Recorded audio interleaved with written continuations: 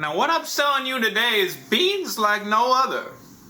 You plant these here beans, within 20 minutes, you'll have a bean tree that grows beans of all kinds.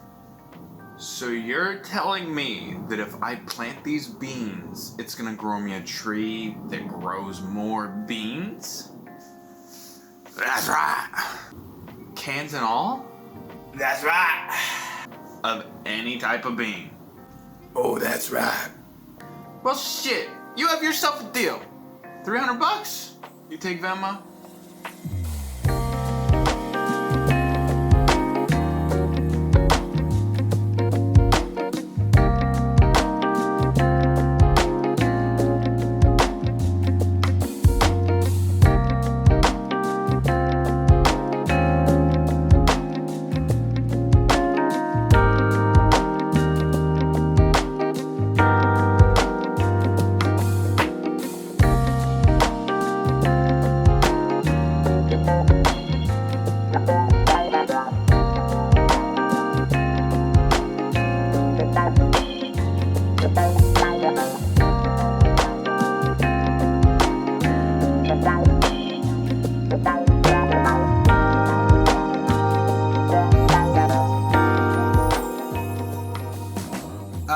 Hey everybody, so I had this neat transition planned where like I scoot into my desk and then the camera pans over to my front facing view and we start the essay, right? It was gonna be awesome. It's gonna be beautiful. Well, guess what? That footage and the audio got corrupted. So, awesome. I also can't simply just refilm it because I've moved from the Bay back to Utah. So like, that whole setup, that whole room is not existent anymore. So that's awesome. So here I am. Here in my garage. We gotta refilm it. Sorry, my bad. The car is kind of the nicest spot I got for it.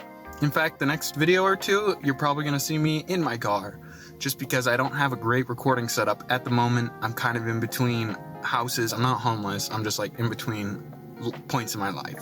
Let's get back to the script, I guess. Hi everybody. I just bought these sick beans. They're gonna grow me more beans. I understand the beans aren't in the shot right now. They were supposed to be in like the back corner of the shot, right? But again, like I said, that's gone. So just bear with me and pretend the beans are there for the bit, okay? Thanks. So that's pretty cool. Do you wanna know what else is pretty cool? The Great Pretender. Damn, what a segue. Great Pretender is an anime series on Netflix that currently has 2 seasons out, and I ended up enjoying it a lot. For me, it was a little slow to start. I found myself half watching the show a lot, but I liked it enough to keep watching, and I'm super glad I did. In the end, I ended up really enjoying the show. That's not to say the start is bad, it just took me a minute to get into it is all. Great Pretender takes place all around the globe, with a diverse group of characters known as the Confidence Men.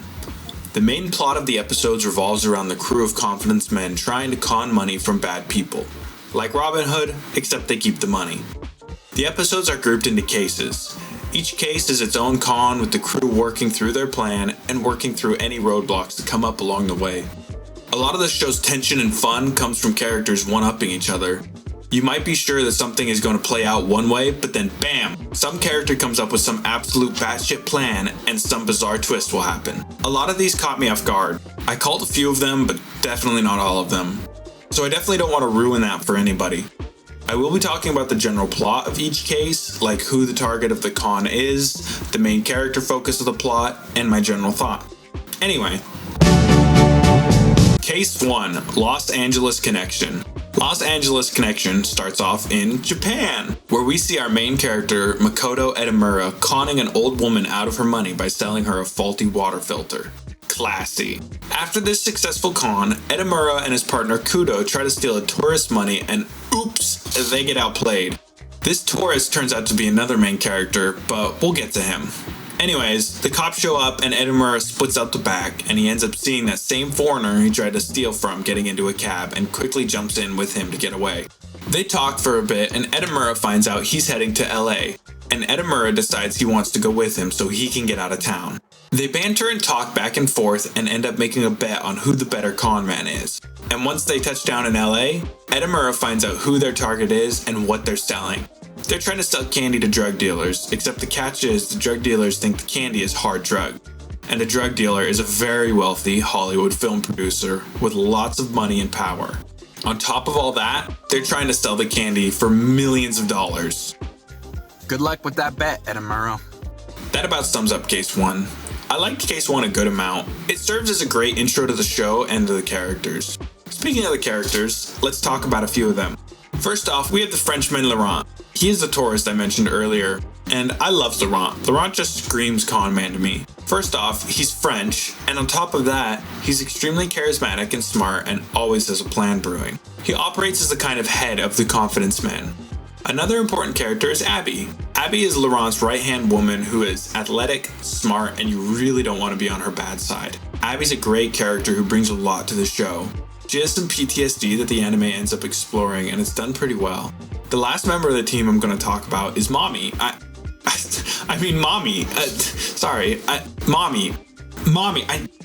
Cynthia. Look, Cynthia is a MILF and she knows it. A couple times she even uses her sex appeal to her advantage. But Cynthia is more than just a pair of big booba. Cynthia is a very good actress and plays a lot of major parts in the cons. If you need a good plant, then she's your woman. That's pretty much the basics of the main players of the Confidence Men. I really liked all of the characters in Great Pretender. Anyway, on to Case 2. Case 2, Singapore Sky. I'm gonna be honest up front, this is the one I remember the least. It's not a bad case, I just didn't find it super engaging.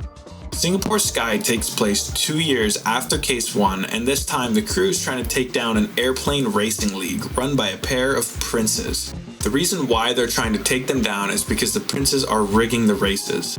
Not only do they rig the race, but they bet on the outcome. All around, they were definitely being a little sus. The case goes into Abby's past a bit and dives into her PTSD. It's a really cool part of the plot that I really liked. It's not often that a piece of media tackles mental health. It's becoming more common, and I'm glad. I really enjoy these type of plot lines and explorations into mental health. I think that getting an understanding of what someone else could be going through is really important.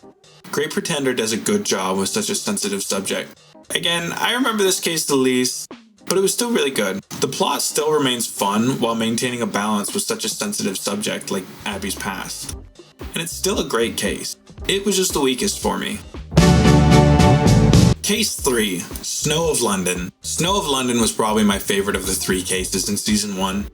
It's probably also the least exciting. If my silent voice video didn't tell you anything, I'm a sucker for romance, and this case explores Cynthia's past romance with her old flame Thomas. Thomas was a painter back in the day, and he ends up being pretty important to the plot. Speaking of the plot, the crew this time around is trying to trick a dirty art salesman in order to save a family's boarding home. I'm not gonna lie, I completely forgot about the family with the boarding house until writing this script. The clear standout to me is the exploration of Cynthia's past relationship.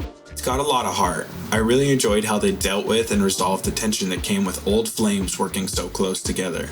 It felt true to their characters, and personally to me, that's one of the most important parts of a character's actions. Snow of London warmed my heart. That about sums up the general overview of Season 1. Season 2 is a bit different structure-wise. The first season is made up of 3 unique cases. Season 2 is just one big case.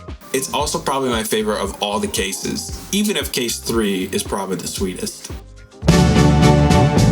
Case 4, Wizards of the Far East. So up to this point, we've dealt with drug dealers, rigged races, and fake art. Any guesses to what Case 4 is about? Human trafficking! Case 4 really turns up. This time the gang is taking down a human trafficking ring, which of course is very based because human trafficking is very bad. But it just really caught me off guard. I don't have a problem with Great Pretender using a much more serious subject matter like this, but it was just such an elevation from the criminals we'd been dealing with in Season 1 of Great Pretender. They don't shy away from it either. In Episode 2, they legit sell Abby. It's part of the plan, of course, but they still sell Abby. Case 4 spans the entirety of Season 2, and I personally think the show performed much better in this format. It let the writers really set a lot of things up. The plot is filled with twists and turns.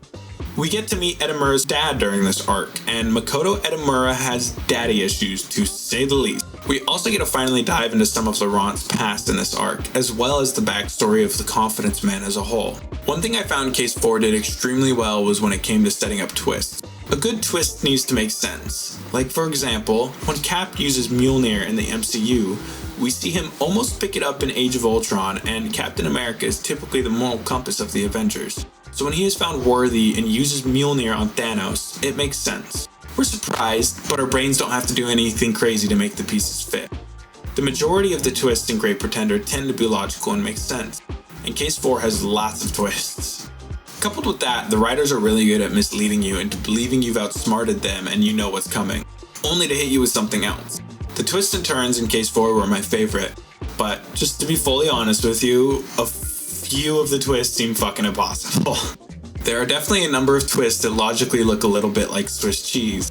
Even so, none of those illogical moments take away from the show. They just add more to the overall experience. I really love the way Season 2 wrapped up. It ended the case nicely while still setting up enough that I'm excited for Season 3. Also, real quick, I have to mention how visually beautiful this anime is. I'm sure you've noticed from the clips I've been playing, but Great Pretender is animated beautifully. I constantly find myself remarking on how nice a shot looked. Also, I might be crazy here, but the general color palette of Great Pretender kept reminding me of JoJo's Bizarre Adventure. Specifically the scenes in JoJo where the color palette swaps to an odd color set. The biggest reason I think why I kept getting this vibe was because of the deep purples and golds used in Great Pretenders that are kind of similar to parts of Diamond is Unbreakable's general color scheme. I am by no means saying Great Pretender is similar to JoJo's Bizarre Adventure. Not at all. They are extremely different anime. I just kept having the colors remind me of JoJo. Just a bizarre thought I kept having while watching The Great Pretender. That's all. Maybe I'm crazy, but I'm sure y'all will let me know if I am. Anyway, while every case wasn't a perfect 10 for me, all of the cases were enjoyable in unique ways. I think Great Pretender's an anime that most people would really enjoy. It's really well done, and the cons and schemes are really enjoyable to watch. The twists are mostly logical to the characters in the story, and you could even guess a few of them if you have a keen eye. I'm definitely hopeful for the future of the anime and whatever case the Confidence Men tackle next. Anyway, let's check out my bean tree. It should be fully grown by now. My beans have been refried! It was the